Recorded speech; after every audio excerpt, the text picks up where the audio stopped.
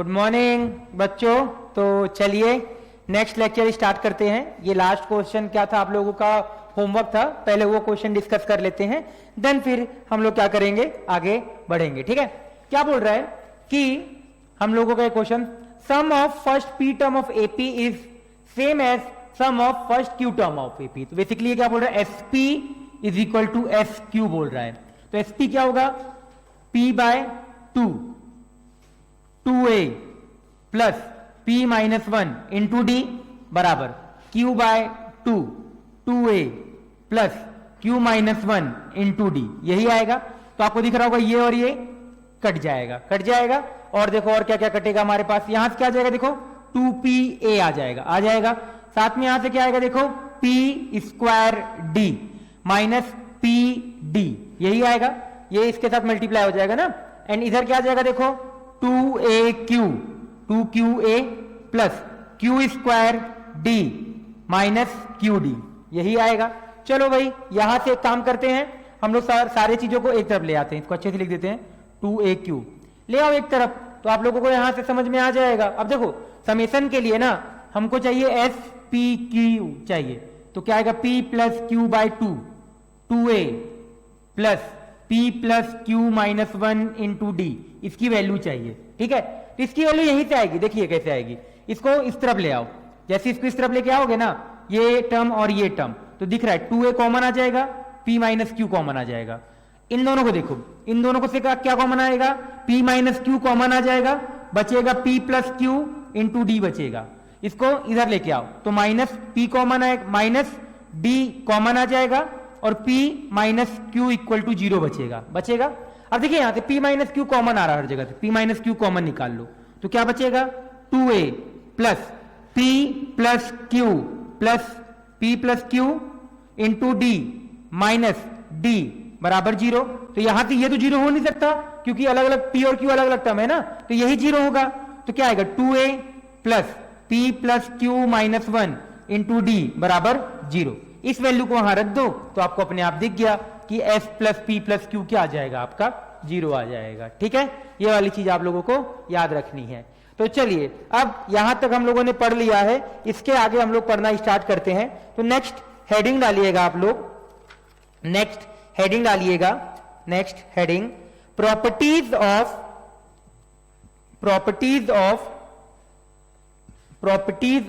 Arithmetic progression, properties of arithmetic progression, properties of arithmetic progression, properties of arithmetic progression. इसमें first point लिखिएगा,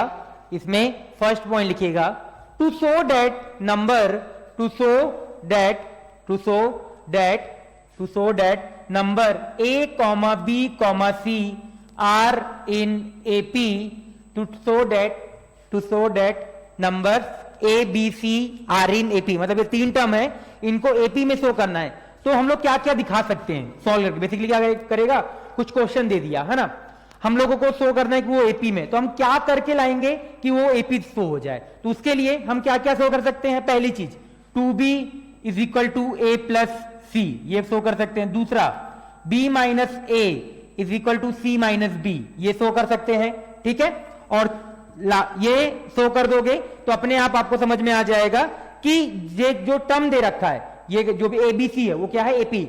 ये और ये same ही लिखा हुआ है, अगर आप देख रहे हो तो बी को मैंने उधर ले गया, ए को इधर लेके आ गया, b minus a equal to c minus b. तो आप ये सारी चीजें क्या कर सकते हो, शो कर सकते हो किसी भी सीरीज जो 3 टर्म दे रखे होंगे उनको एपी में प्रूफ करने के लिए। ठीक है, चलिए प्रॉपर्टी नंबर 2 लिखिए, property number 2, the numbers in AP will be equidistant, numbers in AP will be equidistant, numbers in AP will be equidistant, numbers in AP will be equidistant on number line, numbers on AP will be equidistant on number line if they are real, ठीक है। देखो क्या बोला जा रहा है कि मान लो ये नंबर लाइन मैंने ड्रॉ किया, कहीं पे ये ए आ रहा होगा, कहीं पे बी आ रहा है, कहीं पे सी आ रहा है, ऐसे कहीं पे डी आ रहा होगा। ये जो ABCD है, जो ये ABCD ऐसे करके जो सीरीज जा रही है वो क्या है, एपी में है। तो जो इनके बीच का जो ये डिस्टेंस है ना, ये d, जो बेसिकली हम लोगों को कॉमन डिफरेंस होता है ना, ये हमेशा क्या रहेगा, सेम ही रहेगा। ठीक है, वही चीज जो हम लोगों ने स्टार्टिंग में पढ़ के रखा है, केवल उसको मैंने एक तरीके से अलग फॉर्म में लिखवा दिया। ठीक है, कि आपका अगर ऐसे नंबर लाइन में अगर मैं नंबर को रिप्रेजेंट करूं तो दो के बीच हमेशा जो डिस्टेंस आएगा वो क्या आएगा, कांस्टेंट आएगा या इक्वल होगा। ठीक है, कांस्टेंट इक्वल बेसिकली। थर्ड लिखिएगा, थर्ड पॉइंट लिखिएगा। थर्ड को मैं डायरेक्टली ऐसे लिखाता हूं। मान लो आपका कोई एपी दे रखा है, A1, A2, A3 ऐसे करके AN, कोई एक एपी दे रखा है। ठीक है, कोई एक क्या रखा है, एपी दे रखा है। अगर मान लो, अगर ये एक एपी दे रखा है, इसमें अगर मान लो मैंने मान लो कोई एक कांस्टेंट नंबर के ऐड किया, कांस्टेंट नंबर क्या किया, या तो ऐड किया या तो सब्सट्रैक्ट किया। ठीक है, ऐसे प्लस माइनस के, तो ये क्या होगा, A1 प्लस माइनस के, A2 प्लस माइनस के, A3 प्लस माइनस के, ऐसे करके सीरीज जाता रहेगा, AN प्लस माइनस के। ये भी आपका एपी में रहेगा, ये भी क्या रहेगा, आपका एपी में ही रहेगा। ये चीज आपको समझ में आनी चाहिए। कोई भी नंबर मान लो अगर एपी है 2 4 6 मान लें एपी में, अगर मान लो उसमें मैंने 2 2 2 सब में ऐड कर दिया तो केवल क्या होगा, नंबर केवल शिफ्ट हो जाएगा। ठीक है, वो 4 6 8 हो जाएगा, है ना। तो नंबर को ऐड करने या सब्सट्रैक्ट करने से कोई भी फर्क नहीं पड़ेगा। बस हम लोगों को क्या करना पड़ेगा, उस चीज पे क्या फर्क पड़ेगा केवल कि आपका नंबर शिफ्ट हो जाएगा, वो एपी में ही रहेगा। ठीक है, अगर मान लो कोई एपी दे रखा है, उसमें मान लो मैंने कोई के नंबर मल्टीप्लाई कर दिया, क्या कर दिया, कोई इसमें के नंबर मल्टीप्लाई कर दिया, तो क्या होगा, के A1 आएगा, के A2 आएगा, के A3 आएगा, ऐसे करके सीरीज जाती रहेगी, के AN आएगा। ये भी आपका एपी में ही रहेगा, ये भी क्या रहेगा, आपका एपी में ही रहेगा। ठीक है, बस फर्क ये पड़ेगा कि यहां पे जो आपका कॉमन डिफरेंस है, मान लो अगर ये डी है, अगर मान लो वहां पे कॉमन डिफरेंस क्या है, आपका डी है, तो यहां पे भी आपका जो कॉमन, यहां पे जो आपका कॉमन डिफरेंस आएगा वो क्या हो जाएगा, के डी हो जाएगा, केवल के से मल्टीप्लाई हो जाएगा और इसके अलावा कोई भी फर्क नहीं पड़ेगा।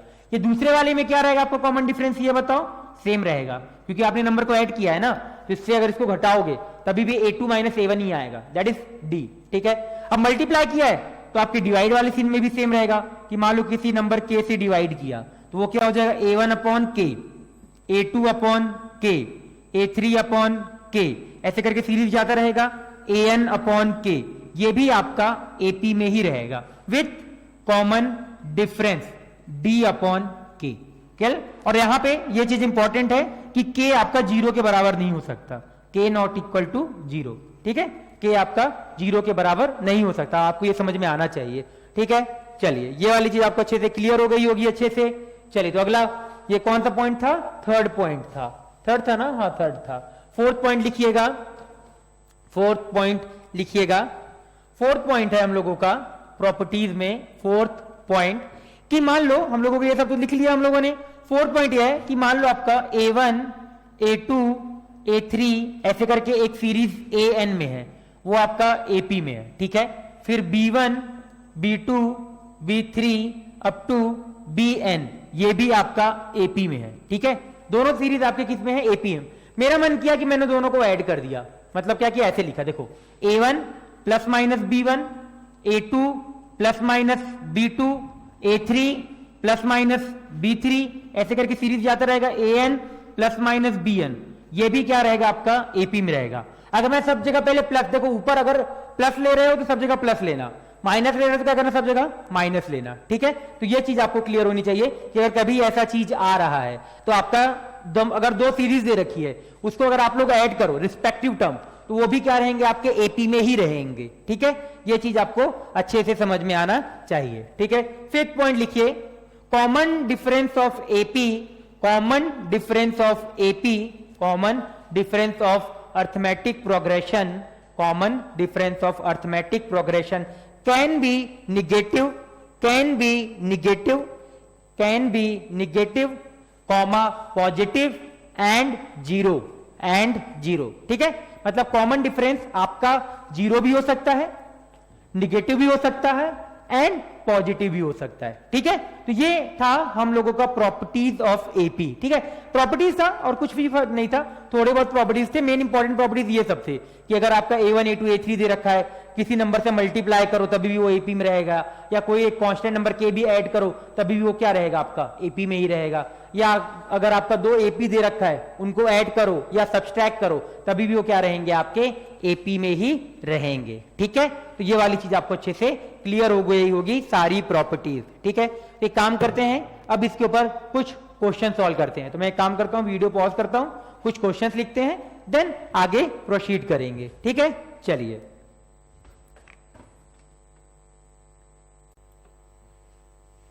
हेलो, तो देखिए 4 क्वेश्चन लिखा है मैंने, ये 4 क्वेश्चन पहले देखते हैं। ठीक है, क्वेश्चन नंबर 1 की अगर मैं बात करूं तो क्वेश्चन नंबर 1 क्या बोल रहा है कि आपका a b c are in A P, ये दे रखा है। Then prove that b plus c plus a plus b are in A P, ये हमको प्रूफ करना है। तो देखो, अगर आपका a b c A P में है, मैंने मान लिया अगर आपका a b c A P में गिवन है, तो मैंने क्या किया, इस सीरीज में ये ऐड, क्योंकि मैंने बोला है कि अगर मैं कुछ भी नंबर ऐड करूं तभी भी सीरीज क्या रहेगा, आपका एपी में ही रहेगा। तो मैंने क्या किया, minus A plus b plus C add कर दिया पूरे में। तो पूरे में ऐड करोगे तो क्या आएगा बताओ, माइनस ऑफ बी माइनस सी बचेगा पहला टर्म, क्योंकि माइनस ए और ए क्या हो जाएगा, कट जाएगा। अगले में क्या बचेगा बताओ, माइनस ए माइनस सी बचेगा। अगले वाले में क्या बचेगा, माइनस ए माइनस बी, ये भी क्या रहेगा, आपका एपी में रहेगा। ये एक तरीका है कि हम लोग को भी ये दिख रहा है ना। अब मैंने यही क्यों किया, क्योंकि मुझे दिख रहा है कि पहले वाले में ए है पर यहां पे क्या आ रहा है, बी प्लस सी आ रहा है। तो कैसे मैं ये चीजें ऐड करूंगा, तो मैं इस तरीके से ऐड क्रिएट करने की कोशिश करूंगा। ठीक है, फिर मैंने क्या किया, पूरे सीरीज को -1 से मल्टीप्लाई, मैंने बताया है किसी भी के नंबर से मल्टीप्लाई भी कर दो तभी भी सीरीज क्या रहता है, आपका एपी में ही रहता है। तो यहां से क्या आ जाएगा बताओ, b plus c a plus c and a plus b, ये भी क्या आ गया, आपका एपी में आ गया। तो हमको यही प्रूफ करना था। ये मेथड 1 है। मेथड 2 ये भी हो सकता है कि अगर एबीसी आपका एपी में दे रखा है तो आप कुछ टर्म एज्यूम कर लो। जैसे एपी का सबसे सिंपल क्या एज्यूम कर सकते हैं हम किसी भी क्वेश्चन में, 1 2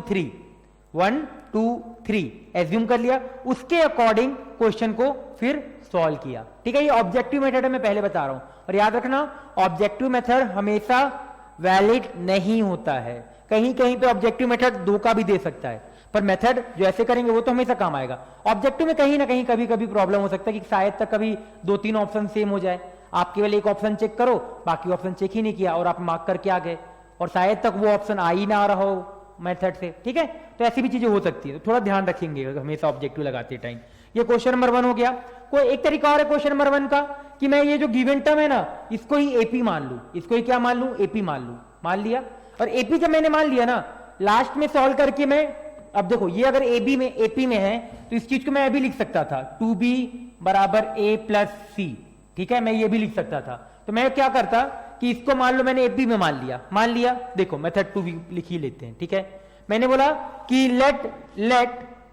late b plus c plus a plus b are in AP, मैंने एज्यूम कर लिया। अब एज्यूम करूंगा तो क्या आएगा, बीच वाले term 2 time is equal to बचे हुए टर्म का समेसन। तो देख लो वही सेम चीज आना चाहिए वहां से, ये चीज आपको समझ में आनी चाहिए। देखिए वही आ रहा है, इसको अगर आप सॉल्व करोगे तो 2b बराबर a प्लस सी आ जाएगा। तो मैं ऐसे भी कर सकता हूं कि उसको मान लूं और लास्ट में हमको जो रिजल्ट क्वेश्चन में दे रखा है वो लाके प्रूफ कर दूं, तो भी वो क्या हो जाएगा, एपी में प्रूव हो जाएगा। ठीक है, चलो, तो ये हो गया क्वेश्चन नंबर 1। अब बात करते हैं क्वेश्चन नंबर 2 की। तो देखिए क्वेश्चन नंबर, अगर मैं 2 की बात करूं तो क्या दे रखा है क्वेश्चन नंबर 2 कि आपका ए बी सी एपी में है, आपका ए स्क्वायर बी स्क्वायर सी स्क्वायर एपी में दे रखा है। ठीक है, तो चलो क्वेश्चन नंबर 2, ए स्क्वायर बी स्क्वायर सी स्क्वायर एपी में है, तो यहां से हम ये लिख सकते हैं 2b स्क्वायर बराबर ए स्क्वायर प्लस सी स्क्वायर, लिख सकते हैं बिल्कुल। तो क्या इस चीज को मैं ऐसे भी लिख सकता हूं, बी स्क्वायर माइनस ए स्क्वायर बराबर सी स्क्वायर माइनस बी स्क्वायर, लिख सकते हैं। तो यहां से क्या आ जाएगा बताओ, b minus A B plus A, इधर से c minus B C plus B आएगा। मैंने क्या किया, सी प्लस बी को इस तरफ ले आए और बी माइनस ए को इधर ले, बी प्लस ए को इधर लेके चले गए। तो क्या इसको ऐसे लिख सकता हूं, b minus a upon c plus B is equal to c minus b is equal to a plus b. मैंने इस तरीके से इसको लिख दिया। अब देखो जैसे मैंने यहां पे आया तो मुझे क्या चाहिए, बी प्लस सी चाहिए, सी प्लस ए चाहिए और ए प्लस बी चाहिए। तो सी प्लस ए वाली चीज अभी क्रिएट नहीं हुई है क्या सी प्लस ए वाली चीज क्रिएट, तो उसको क्रिएट करते हैं। तो चलो यहां जैसे क्रिएट करोगे ना तो ऊपर देखो क्या आएगा। क्या मैं ऊपर वाली चीज को ऐसे लिख सकता हूं, B plus A B plus C minus A plus C लिख सकता हूं। डिनोमिनेटर में क्या आ जाएगा, बी प्लस सी। उसी तरीके से क्या राइट साइड वाली चीज को मैं ऐसे लिख सकता हूं, ए प्लस बी लिख के रखा हुआ है। इधर वाली चीज को क्या लिख सकता हूं बताओ, ऊपर वाली चीज को, क्योंकि मुझे ए प्लस बी ही लाना है। तो मैंने क्या किया, ऊपर वाली चीज को ऐसे लिखा, सी plus A minus A plus B लिख सकते हैं बिल्कुल। तो अभी भी देखो ऊपर वाली देखो बी माइनस ए ही आएगा क्योंकि सी सी कैंसिल। इसी तरीके से यहां ए कैंसिल हो जाएगा। अब देखो ये इस चीज को मैंने ऐसे लिखा, A plus C upon B plus C is equal to, यहां से क्या आ जाएगा, C plus A upon A plus B minus 1 आ जाएगा। अब एक तरफ ले आओ, सबसे सारी चीजों को एक तरफ ला सकते हो। तो ये वाला इधर चला जाएगा, ये वाला इधर, तो 2 is equal to c plus a divided by a plus b plus में यहां पे क्या आ जाएगा बताओ, वो उधर चला जाएगा, A plus C divided by B plus C आ जाएगा। क्या ए प्लस सी इधर आ सकता है, डिनोमिनेटर में आ सकता है। तो हमारे पास आ गया 2 upon A plus C is equal to 1 upon A plus B is equal to 1 upon B plus C. देखो प्रूफ हो गया। मैंने ऐसा बताया था कि एपी में कभी भी प्रूफ करने के लिए ऐसे भी हम लोग प्रूफ कर सकते हैं कि मैंने बताया था ना कि अगर ए बी सी अगर आपका, अगर चलो 1 अपॉन ए 1 अपॉन बी 1 अपॉन सी अगर आपका एपी में है तो इस चीज को मैं ऐसे भी लिख सकता हूं, 2 upon B 1 upon A plus 1 upon सी, ये भी लिख सकता हूं। वही चीज यहां पे लिख के रखी हुई है। तो यहां से क्या आ जाएगा आपका कि ए प्लस बी कॉमा ए plus C comma B plus सी एपी में है। ठीक है, अब बोलोगे सर आपने ऐसा ही क्यों किया, तो मैं बोलूंगा प्रैक्टिस करके आपको समझ में आएगा कि कब कैसे करना है इस चीजों को। ठीक है, दूसरा तरीका अगेन कि इस वाले टर्म को एज्यूम कर लो कि ये आपका एपी में है, एज्यूम कर लिया, एलसीएम वगैरह लो और लास्ट में जो ऊपर जो मैंने ये रिजल्ट लिखा है ये लाके प्रूफ कर दो, तभी भी आपका वो चीज क्या हो जाएगा, प्रूफ हो जाएगा। वो आप लोग खुद से करिएगा। ठीक है, वो मैं नहीं बता कर रहा हूं। चलो क्वेश्चन नंबर 3 देखते हैं। अब 2 क्वेश्चन हमारे हो गए, रफ कर देते हैं इसको एक समय के लिए। क्वेश्चन 3 देखिएगा जो आपका लिख के रखा हुआ है। क्या क्वेश्चन है भाई कि हम लोगों का if sum of first 4 term of decreasing AP with rational term. अब ये decreasing AP with rational term का यूज कहां होगा अभी आपको आगे पता चलेगा। ठीक है, कट नहीं कर दिया है मैंने, वो केवल अंडर मार्क कर रहा था तो ऊपर से चला गया। ठीक है, ये कहां पे यूज हो, आप देखो मैंने आप लोगों को कल ही सिखाया था कि कभी भी कोई एपी मान रहे हो तो अगर 4 टर्म मानोगे तो 4 टर्म क्या मानोगे, let a minus 3d a minus d a plus d और a plus 3d are 4 terms. ठीक है, अब जैसे आपने अगर ये 4 टर्म्स माना तो आपको ये समझ में आ गया होगा कि सर सबसे पहले तो समेशन कर दो क्योंकि उन्होंने सम दे रखा है। तो सम जैसी करोगे तो 4a बराबर 24 आ जाएगा क्योंकि जो d वाला टर्म है वो कैंसिल हो जाएगा। तो a बराबर कितना आ गया आपका, 6 आ गया। अब चारों का प्रोडक्ट क्या हो जाएगा बताओ, a minus 3d a minus d a plus d a plus 3d is equal to कितना दे रखा है आपका, 945। तो ये टर्म और ये टर्म देखो, a minus b a plus b, तो ए स्क्वायर माइनस 9d² पहला टर्म, दूसरा a square minus d square 945। अब ए की वैल्यू रख दो, जैसे ए की वैल्यू रखोगे तो यहां कितना आएगा, 36 माइनस 9d², यहां 36 माइनस डी स्क्वायर बराबर 945।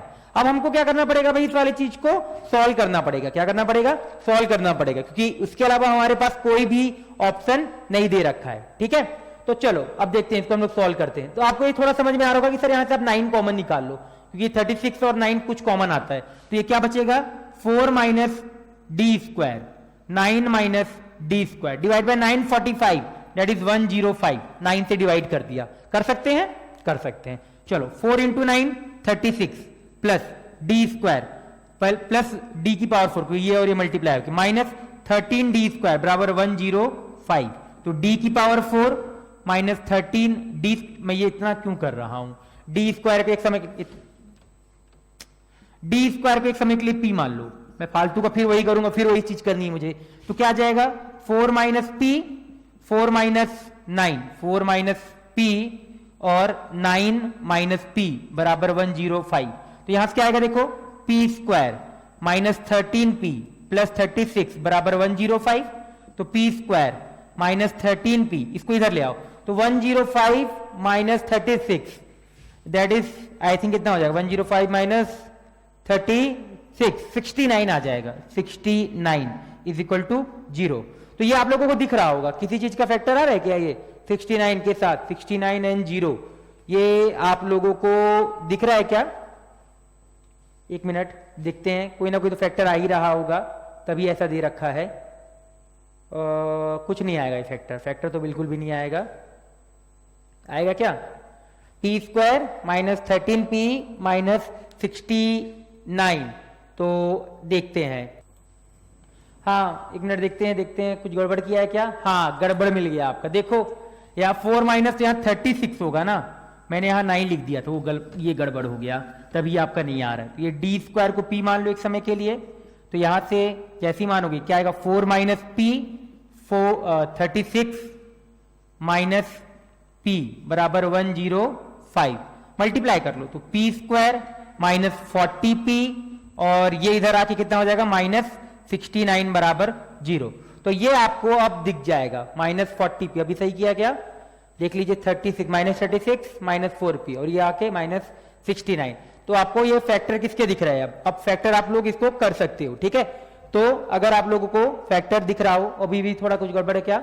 हाँ ये कैलकुलेशन, फिर क्या मैं कैलकुलेशन कितना करता हूं, 36 इंटू 4 कितना हो जाएगा, 72 यही होगा ना, 36 इंटू 4 कितना हो जाएगा, 144। तो ये 39 बचेगा। तो P square minus 40 P plus 39 बराबर 0 ये बचेगा, मैं गलत कर रहा था। तो दिख रहा है यहां से फैक्टर p माइनस 1 और p माइनस 39 बराबर 0, p की वैल्यू रख दो, तो D square minus 1 D square minus 39 बराबर 0, या तो ये 0 या तो ये 0, करो भाई 0।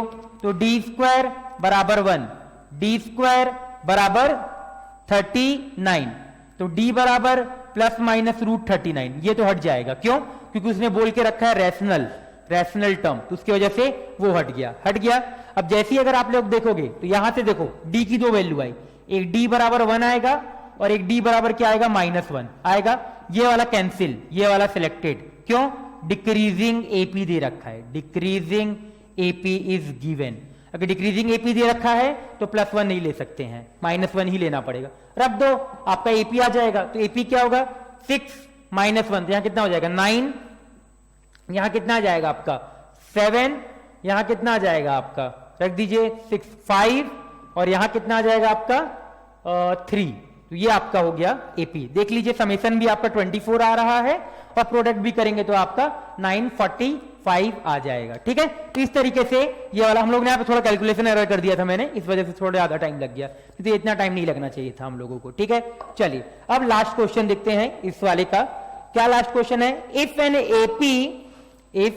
An AP for which A is the first term. चलो एक चीज तो दे रखा है हम लोगों को, ए के बारे में इंफॉर्मेशन दे रखा है।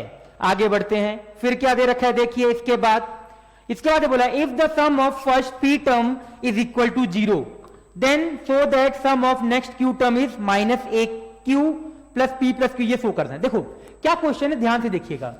हमारे पास मान लो कोई एक नंबर लाइन मैंने ऐसे लिया, ये पहला पी टर्म है, यहां तक मान लेते हैं, यहां से यहां तक फर्स्ट पी टर्म्स है फर्स्ट पी टर्म। इनका जो सम दे रखा है यहां से sp बराबर 0, यहां से यहां तक ये मान लो क्यू टर्म है, ये मान लो क्या हम लोगों का क्यू टर्म दे रखा है। हमको बोल रहा है कि आप क्यू टर्म का सम निकालो।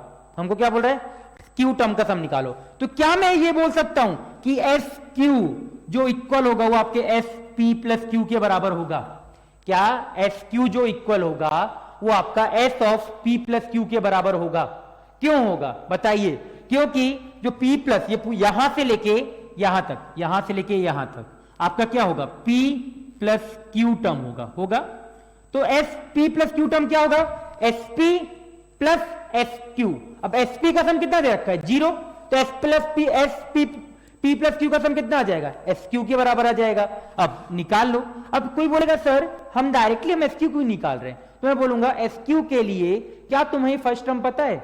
या क्योंकि एसपी तो यहां पे 0 हो गया ना, क्या यहां के बाद इसका जो फर्स्ट टर्म होगा हमको पता है क्या? नहीं पता है, और वो निकालने में बहुत प्रॉब्लम होगी। दैट्स व्हाई हम लोग ये करेंगे। तो ये क्या आ जाएगा बताओ?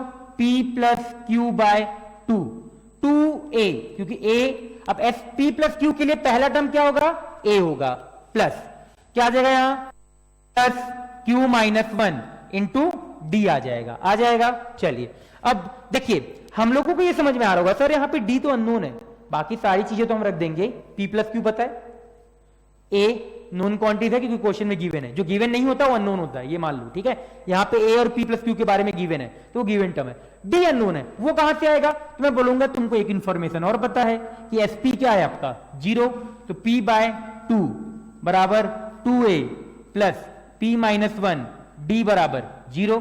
तो यहां से दिख रहा है आप लोगों को, क्या दिख रहा है आप लोगों को यहां से कि ये तो हट जाएगा P बाय 2 इसके साथ मल्टीप्लाई, तो 2A plus P minus 1 D बराबर 0 आ जाएगा।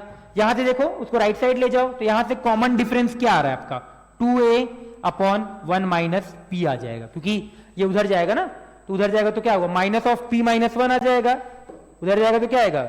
माइनस ऑफ P माइनस 1 आ जाएगा, ठीक है। चलिए ये D बराबर क्या आ गया? 2A upon 1 minus P। इस D को यहां लाके रख दो, तो जैसे ही रखोगे क्या आएगा? P plus q by 2A plus P plus q minus 1। D की वैल्यू क्या है? 2A अपॉन 1 माइनस P, यही दे रखा है। देखो क्या कॉमन आ रहा है? 2A कॉमन आ रहा है, और 2A कॉमन आती है इस 2 को ले जाएगा, तो P प्लस क्यू ये आ गया।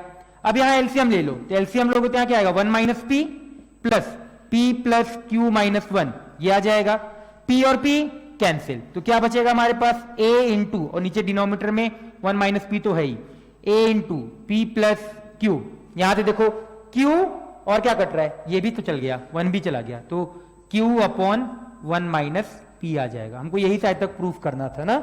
हाँ, हमको यही प्रूफ करना है कि एक माइनस बाहर निकाल लो, तो माइनस एक बाहर निकाल लोगे तो AQ P plus Q upon P minus 1 आ जाएगा, ठीक है। तो इस तरीके से ये वाला क्वेश्चन भी हम लोग ने क्या किया, समझा कि किस तरीके से वाला क्वेश्चन सॉल्व करेंगे, ठीक है। मैं अभी 2-3 क्वेश्चन और लिखता हूं और उसको भी हम लोग फिर क्या करेंगे? सॉल्व करेंगे। ओके, नेक्स्ट क्वेश्चन मैंने लिख दिया है। अब नेक्स्ट क्वेश्चन हम लोग क्या करते हैं? नेक्स्ट 4 क्वेश्चन लिखा है, सॉल्व करते हैं। सबसे पहले क्वेश्चन नंबर 5 सॉल्व करते हैं। करें क्वेश्चन नंबर 5।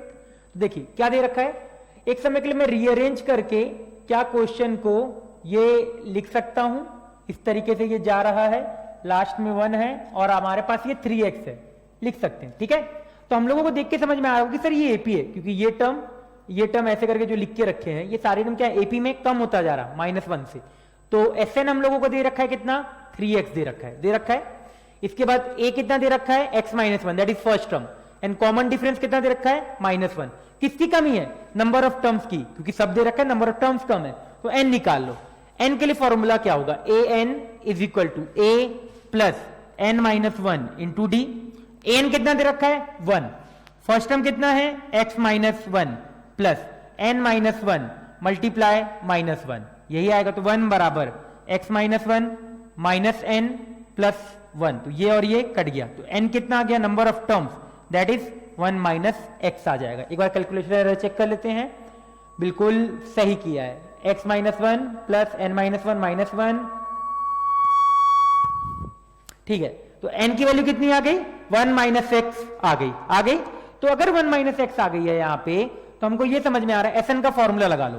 तो Sn बराबर n बाय 2 first term a plus l last term लगा दीजिए। Sn कितना दे रखा है? 3x, n बाय 2 तो 1 माइनस x बाय 2, मल्टीप्लाई ए कितना है एक्स माइनस वन, और आपका फर्स्ट टर्म लास्ट टर्म कितना है वन, तो ये और ये कट गया, तो यहां 6x बराबर 1 माइनस एक्स मल्टीप्लाई एक्स, एक और एक एक्स चला गया, तो यहां से x की वैल्यू कितनी आ गई आपकी -5 आ जाएगी। यही क्या होगा हम लोगों का आंसर, मतलब हम लोगों को x के लिए ही सॉल्व करना था ना, तो x की वैल्यू कितनी आई -5 आ गई, तो हम लोग क्या करेंगे, इसी को बोलेंगे आंसर आ गया हम लोगों का। ठीक है, चलो अब आगे हम लोग बढ़ते हैं। एक में कुछ कैलकुलेशन है, एक बार मैं दोबारा चेक ही कर लेता हूं। n ओके मिल गया, देखो ये n इधर आएगा तो ये x माइनस वन होगा, n बराबर x माइनस वन होगा, तो यहां पे पूरा चेंज हो गया, ये x minus one divided by 2, तो ये पूरा सही, ये कट गया, तो 3x बराबर x minus one divide by 2 multiply x cancel, तो x बराबर यहां से 7, मतलब x की वैल्यू कितनी आएगी आप लोगों की 7 आ जाएगी। ठीक है, तो ये हो गया हम लोगों का नेक्स्ट क्वेश्चन। चलिए इसके आगे वाला क्वेश्चन हम लोग डिस्कस करते हैं। क्वेश्चन नंबर जो 6 दे रखा है वो आपको देख के समझ में आ रहा होगा कि सर रूट आ रहा है, और रूट आते ही हमारे दिमाग में जो पहली चीज आती है वो आती है रेशनलाइजेशन। क्या आती है हम लोगों की पहली चीज, रेशनलाइजेशन। तो मैं भी बोलूंगा भाई कर दो रेशनलाइजेशन, करो भाई रेशनलाइजेशन क्वेश्चन 6 में। तो पहले टर्म में अगर आप रेशनलाइज करोगे तो क्या करोगे, a1 minus under root a1 minus under root a2 से ऊपर नीचे मल्टीप्लाई करोगे, तो ऊपर क्या बचेगा, under root a1 minus under root a2 divided by a1 minus a2 plus, आगे आओ यहां पे क्या आएगा, under root a2 minus under root a3 divided by a2 minus a3 plus, ऐसे करके सीरीज जाती रहेगी, लास्ट में under root a n minus one minus of a n divided by a n minus one minus a n आएगा। LHS उठाया है मैंने, ठीक है, मैंने LHS उठाया LHS।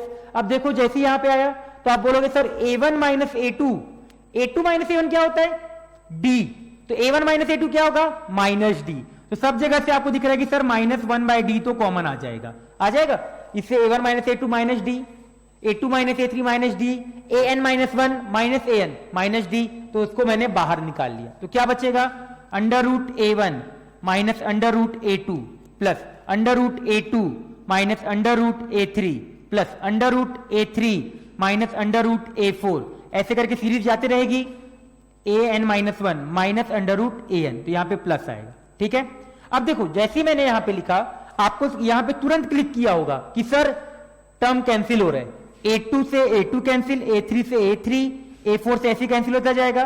तो देखो यहां पे पहला टर्म बचा है, तो वहां कौन सा टर्म बचेगा, ये कॉन्सेप्ट याद रखो हमेशा कि अगर यहां पे पहला टर्म बचेगा तो वहां पे लास्ट टर्म बचेगा, वहां पे कौन सा टर्म बचेगा, लास्ट, तो ये कट जाएगा, तो हमारे पास क्या बचेगा, -1/d under root a1 minus under root an बचेगा। बट सर आप बोलोगे सर राइट साइड में तो डिनोमिनेटर में आ रहा, राइट साइड में क्या हो रहा है हम लोगों का, डिनोमिनेटर में आ रहा, अब वो कैसे लाएं, तो मैं बोलूंगा रेशनलाइज कर दो फिर से, तो मैंने रेशनलाइज कर दिया a1 plus under root an से, इसी तरीके से यहां पे भी a1 plus under root an से कर दिया, तो -1/d, ऊपर क्या आएगा, a1 minus an divided by under root a1 plus an root के अंदर, यही आएगा। चलो यहां तक तो पहुंच गए, चलिए आगे बढ़ते हैं, तो -1/d a1 माइनस an क्या होगा, an को क्या मैं एक समय से लिख सकता हूं, a1 plus n minus one into d divided by under root a1 plus under root an, ठीक है आ गया।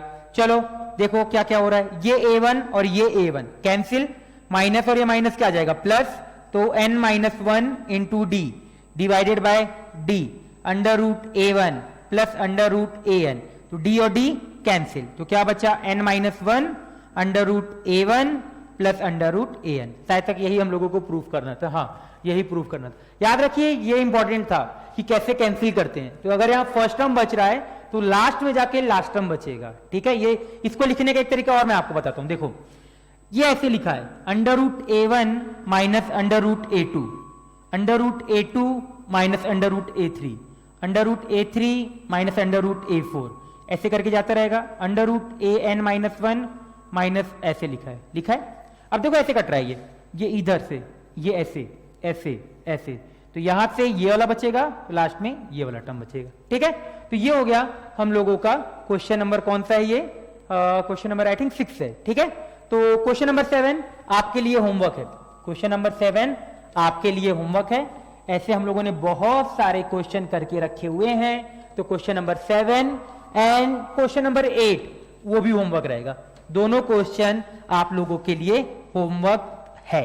ठीक है, तो ये दोनों क्वेश्चन आप लोग अच्छे से करिएगा सॉल्व और मुझे देन सेंड करिएगा, तो फिर मैं इसको चेक करता हूं कि कितने लोगों ने सही किया। ये 2 क्वेश्चन आप लोगों का होमवर्क रहेगा। ये लॉग है बेसिकली, ये जो 2 लिख के रखा है आपका, ये आर्गुमेंट में लिख के रखा हुआ है, ये आपका एपी में दे रखा है। क्वेश्चन क्या है, log 2 3 log 3 2 की पावर x माइनस 5 2 की पावर x माइनस 5। ठीक है, log 2 की power x minus 7/2 are in AP, determine x मतलब x की वैल्यू बतानी है। तो ये question number 7 homework, question number 8 homework, ये दोनों क्वेश्चन आप लोगों के होमवर्क सॉल्व करना है एंड देन मुझे सेंड करना है। ठीक है, तो इसके बाद हम लोग ट्राई करते हैं और पढ़ाई करते हैं अभी।